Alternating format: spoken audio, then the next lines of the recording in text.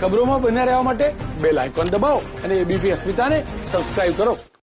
અમદાવાદના સાણંદમાં એપીએમસીની સાથે સાથે બજારો પણ બંધ જોવા મળી। વહેલી સવારે એપીએમસીની પેઢીઓના શટર ન ખુલ્યા તો હજુ સુધી દુકાનો પણ નથી ખુલી।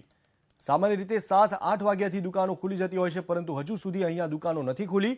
કોંગ્રેસ તરફથી વિરોધ પ્રદર્શન કરવા માટે હાર્દિક પટેલ સાણંદ પહોંચવાના છે। કિસાનોએ આજે ભારત બંધનું એલાન આપ્યું છે, ત્યારે અમદાવાદ પાસેના સાણંદ શહેરની કયા પ્રકારની પરિસ્થિતિ છે આ બંધની વચ્ચે તો તમે જોઈ રહ્યા છો કે સ્વયંભૂ હાલ જે સાણંદનું બજાર છે એ બંધ જોવા મળી રહ્યો છે। નગરપાલિકા તરફ જવાનો રસ્તો છે અને મુખ્ય માર્કેટ છે જ્યાં સવારના સમયથી એટલે કે 7 વાગ્યાથી જ ચહલ પહલ જોવા મળતી હોય છે, પણ આજની વાત કરું તો અહીંયા કોઈ એવી ચહલ પહલ જોવા નથી મળી રહી।